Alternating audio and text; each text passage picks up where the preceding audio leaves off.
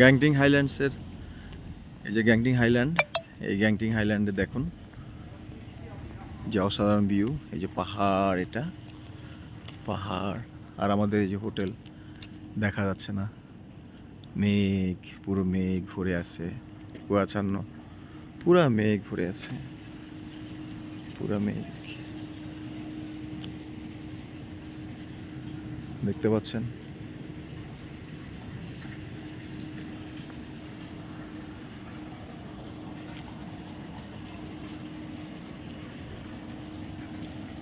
পুরা মেঘে মেঘে ভরে আছে। এই নিচ দিয়ে চলে গেছে রাস্তা, এখান দিয়ে চলে গেছে রাস্তা। মানে কতটা অসাধারণ আসলে নিজের চোখে না দেখলে বোঝা যায় না। আমার তো এখানে আসলে একদিন থেকে কোনো কিছুই আমি ফিল করতে পারতেছি না। অন্তত 2টা দিন যদি এখানে থাকতে পারতাম, খেয়ে থেকে অনেক মজা করতে পারতাম।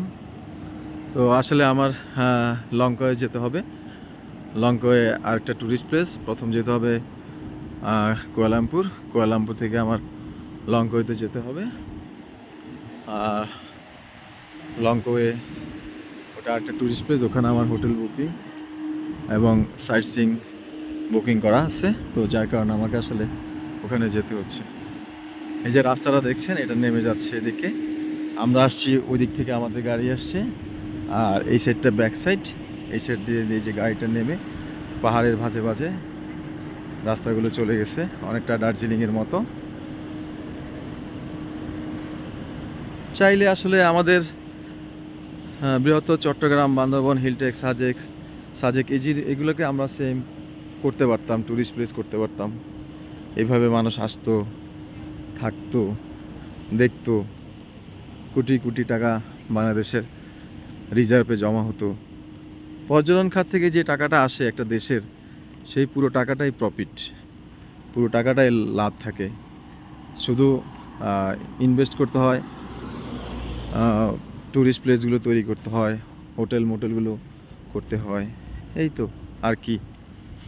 দেখতে পাচ্ছেন এখান দিয়ে চলে গেছে অনেক দূরে। ওখানে আরেকটা ট্যুরিস্ট প্লেস আছে ওয়ার্কিং স্টের ওখানে। তো আমরা তো আজকে চলে যাচ্ছি, সো আসলে আমাদের আর ওখানে যাওয়া হচ্ছে না, দেখা হচ্ছে না। সো আমি আপনাদের কতটুকু দেখাইতে পারতেছি জানি না, আমি আসলে প্রফেশনাল ইউটিউবার না, তো চেষ্টা করছি, ইউটিউবিংটা শিখছি। সো আপনারা আমাকে সাবস্ক্রাইব করে বেল আইকনটি দিয়ে রাখবেন, লাইক কমেন্টস করবেন, আমাকে উৎসাহিত করবেন যেন আমি আপনাদেরকে কিছু কিছু প্লেস আমার অ্যাবিলিটির মধ্যে যতটুকু সম্ভব দেখাতে পারি। তো সবাই ভালো থাকবেন, আল্লাহ হাফেজ।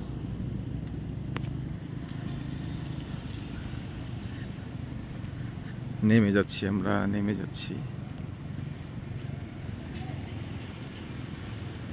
দ্বিতীয় রাস্তা নেমে গেছি, এটা আরেকটা হোটেল। This side.